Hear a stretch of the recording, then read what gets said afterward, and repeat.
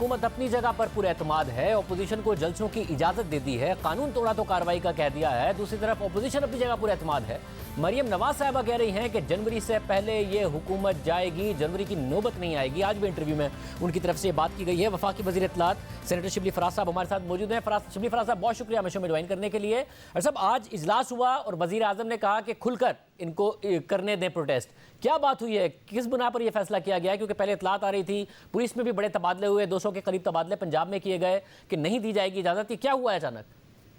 नहीं जी, देखें, हमारा पहले दिन से मौक़िफ़ यही है कि ये कर लें जलसे। इनके पास न कोई इखलाकी जवाज़ है, न इनके पास कोई ऐसा प्लान है जो कि ये अवाम को दे सकें। ये बुनियादी तौर पे एक डिस्क्रेडिटेड लॉट है। इनके सब की जो भी टॉप की लीडरशिप है, ये सारे किसी के पीछे कन्विक्शन हुई है, किसी पे मुकदमे हुए हैं। ये किस बुनियाद पे जो है तो अवाम को कन्विंस करेंगे?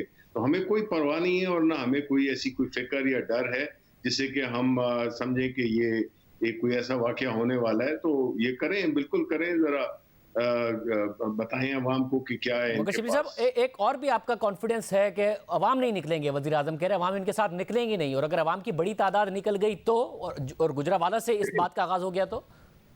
देखिए, पहली बात तो ये है शाजिद कि आपने तारीख गवाह है कि जितने बड़े जलसे हमने किए हैं, पाकिस्तान की तारीख में ऐसे जलसे नहीं हुए। लेकिन इससे जो है ये एक अपने आप को, जो बुनियादी तौर पे अपने आप को ये बंद गली में ले गए हैं और इनको पता नहीं है, बिकॉज़ हम इस राह से गुजरे हुए हैं और जितने जलसे और जितने प्रोटेस्ट हमने किए हैं वो हमें पता है। ये कोई आसान रास्ता है नहीं और इनके पास कमिटेड लोग हैं नहीं। इनकी न तो कोई नज़रिया है, ना इनका कोई प्रोग्राम है। तो हम ये समझते हैं कि ठीक है, कर लें जलसा और इकट्ठे पूरे पाकिस्तान से बुला लें लोग, इनको करने दें, तो हमें कोई इस लिहाज से फिक्र नहीं है। दो चीज़ों को ये बुनियाद बना रहे हैं, एक ज़ाहिर वोट को इज्जत दो का मामला है, और दूसरा मामला है महंगाई का, जिसको ये बुनियाद बना रहे हैं, जिसको आपकी हुकूमत भी मानती है, वज़ीर आज़म भी मानते हैं कि हाँ जी महंगाई में हमें नाकामी हुई है, मगर अब इस पर क्रैक डाउन किया जाएगा। टाइगर फोर्स के जरिए कर भी दिया गया है। मगर वज़ीर आज़म ने अप्रैल में भी कहा था कि टाइगर फोर्स को इस्तेमाल करेंगे, किसी को ज़ख़ीराअंदोज़ी नहीं करने देंगे। फिर मई में दोबारा कहा कि इस्तेमाल करेंगे, ज़ख़ीराअंदोज़ी नहीं करने देंगे। मगर ना गंदम की चीनी कंट्रोल में रही, ना दालों की चीनी कंट्रोल में रही, ना चीनी की कीमत कंट्रोल में रही, सब कुछ आउट हो गया। तो ये अब क्या कर लेगी टाइगर फोर्स? देखिए, बात टाइगर फोर्स जो है एक वॉलंटियर फोर्स है, लेकिन मैं इस बात का जवाब आपको इस तरह से दूंगा शाहजेब के, आपको पता है, पाकिस्तान के अवाम को पता है कि इस वक्त जो जंग हो रही है वो किसी उसकी जंग नहीं हो रही है कि दो पॉलिटिकल पार्टीज हैं। ये एक पोजीशन है और एक गवर्निंग सिटिंग गवर्नमेंट है। ये जो है तो मुकाबला है और ये जंग है दो उन नजरियों की। यानी एक वो है जिसने कि हमेशा इस मुल्क को नुकसान पहुंचाया अपनी करप्शन के जरिए, अपनी बद इंतजामी के तहत। उन्होंने एक मफाद परस्त कल्चर को फरोग दिया।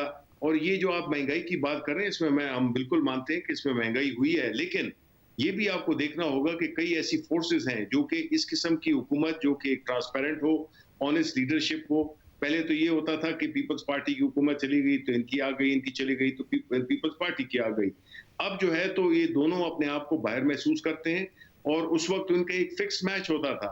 अब इनको एक थर्ड पार्टी आ गई है, तो वो ये बर्दाश्त नहीं कर सकते, क्योंकि इनको पता है कि पहले तो एक दूसरे को रास्ता देते थे, लेकिन अब रास्ता देने वाला कोई नहीं है। मगर मसला ये है कि ये इनका फिक्स मैच था। आप कह रहे हैं करप्ट भी थे, बदइंतजामी भी थी।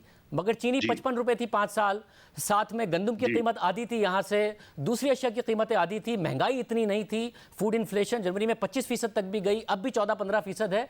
तो ये कैसे करप्ट थे, कैसे बदइंतजामी थी कि बार बार वजीर आजम कहते हैं कि आइंदा नहीं होने दूंगा, फिर दोबारा हो जाता है और महंगाई हो जाती है? नहीं, देखें, इस बात का अंदाजा लगाना, देखिए कई इस मुल्क की तारीख में कई वाकयात कई दफा ऐसा हुआ है। मैं जस्टिफाई नहीं कर रहा, इस पे हमने इसको एड्रेस करना है और इंशाल्लाह एड्रेस कर लेंगे। जो मैं बात आपसे कह रहा हूँ कि इसमें बड़े वो लोग भी शामिल हैं जो कि सप्लाई चेन को डिस्टर्ब कर रहे हैं, जो कि शायद इसमें ज़ख़ीरा अंदोज़ी, बिकॉज ये जो जिस कुव्वत के साथ हमें जिसका मुकाबला है, तो इसमें तो ये जंग तो है इंशाल्लाह, बिकॉज हम हक पे खड़े हैं, इनको हम शिकस्त देंगे।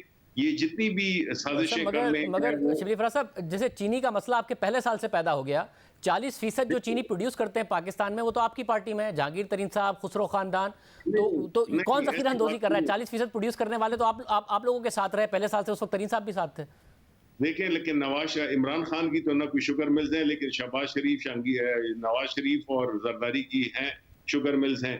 यही तो मैं कहता हूँ मगर कि उनका मार्केट शेयर तो इतना लिमिटेड है, और उनके जमाने में 55 रुपए की कीमत थी, आपके जमाने में क्यों इतनी बढ़ गई है? 40% आपके यहाँ प्रोड्यूस करते हैं, तो कौन कर रहा है ये? आपने आपने मेरी बात का जवाब खुद ही दे दिया, या अपने सवाल का जवाब खुद ही दे दिया। वो इसलिए कि पहले इनको इन चीजों की फिक्र नहीं थी, ये तो पैसे बना रहे थे। अब जब ये स्पिन पे हाथ पड़ा है, तो अब ये जो है तो चीनी को गायब भी कर सकते हैं। इनके पुराने एक तरीकाकार है, ये जो है तो एक बड़े ऑर्गेनाइज किस्म का एक क्रिमिनल गैंग है, जो कि हर चीजों को मैनिपुलेट कर सकता है, बिकॉज इस मुल्क का कल्चर ही इन्होंने ऐसा पैदा किया, मगर शबीर साहब, जिसमें ये कर सकते हैं क्योंकि कि मगर आप ही की अपनी बनाई हुई जो शुगर कमेटी की रिपोर्ट थी, उसने तो ये कहा कि जो लोग हुकूमत में असर रसूख रखते थे वो सब्सिडी ले गए, और इस तरीके से शॉर्टेज भी ऐसे पैदा हुई कि एक्सपोर्ट की इजाजत दे दी गई, उसके बाद मार्केट पर चेक नहीं रखा गया। सब्सिडी जहांगीर तरीन साहब और खुसरो खानदान और दूसरे लोग ले गए, ना तो शरीफ खानदान आप लोगों से 3 अरब रुपए की सब्सिडी में से कुछ ले गया, ना जरदारी साहब के दोस्त ले गए। तो ये कैसे हुआ? नहीं, लेकिन 25 अरब की सब्सिडी थी, मेजॉरिटी किसको मिली? जिसको भी मिली। देखें हमारी जब 25 अरब की थी तो चीनी भी 55 की थी, आपसे सब्सिडी भी ले गए, चीनी भी 100 रुपए की है। देखें शाहजेब, लेकिन इस बात को तो आप मानेंगे कि हमने बिला इस बात के, हमें क्या नहीं पता था कि जहांगीर तरीन की फैक्ट्रीज हैं, उसकी शुगर मिल्स हैं, हमें नहीं पता था किसी और की है जो हमारी पार्टी में। उसके बावजूद हमने क्रैक डाउन किया, उसके बावजूद हमने ये रिपोर्ट शाया की। अगर हमने बचाना होता तो हम ये काम शुरू ही नहीं करते। और चीज़ा देखिए, जब आप कोई ऐसे स्टेप्स लेते हैं, जब आपको मुल्क को मुश्किल से निकालना है, ऐसे लोगों के चुंगल से निकालना जिन्होंने कि हमेशा इस मुल्क में एक खास तबके के लिए काम किया, तो वो आसान जंग होती नहीं है। वो अपना पूरा जोर इस्तेमाल करेंगे, लेकिन अल्टीमेटली इंशाल्लाह हम यही समझते हैं कि ये जंग हमने जीतनी है, क्योंकि बहुत इस्तेसाल किया है इन लोगों ने। मगर आप माफियाओं के खिलाफ तो कुछ कर नहीं रहे। आप तो टाइगर फोर्स के जरिए जो ताजिर हैं, रिटेलर्स, उनके खिलाफ कार्रवाई कर रहे हैं, और ताजिर ये कह रहे हैं कि भाई हमें जब पीछे से महंगी 95 रुपए की चीनी या 100 रुपए की चीनी मिलेगी तो हम सस्ती कैसे बेचेंगे। यूटिलिटी स्टोर ने खुद ने जो एक्स फैक्ट्री प्राइस पर खरीदनी चाहिए 88 रुपए की चीनी लास्ट टेंडर में खरीदी है, तो ये ताजिर कैसे सस्ती कर देगा जब पीछे से माफिया उनको महंगी बेच रहा है। आप टाइगर फोर्स के जरिए ताजिरों पर क्रैकडाउन कर रहे हैं। नहीं, देखिए शजीब, जो टाइगर फोर्स का जो मकसद है, ये एक ग्रुप है वॉलंटियर्स का, जो पढ़े लिखे लोग हैं। ये कोई आम वर्कर्स लोग नहीं है जो जिसे कि आप कहें कि ये कोई किसी पार्टी का एक वो विंग है जो कि एक्टिवेट हो गया है। ये पढ़े लिखे वॉलंटियर्स हैं जो कि कोऑर्डिनेट करेंगे कि अगर कहीं पे उनको नजर आए कि किसी ने जखीरा अंदोजी की हुई है, कोई अगर अपनी, होता यही है कि आप एक दुकान में अगर 100 रुपए की मिल रही है, दूसरी दुकान में 110 रुपए की मिल रही है, तो ये वेरी करता है। कुछ लोग इससे फायदा उठाते हैं, कुछ दुकानदार। अब देखिए ना, रोजों में क्या होता है, रोजों में चीजें क्यों महंगी हो जाती हैं? इसलिए बिकॉज लोग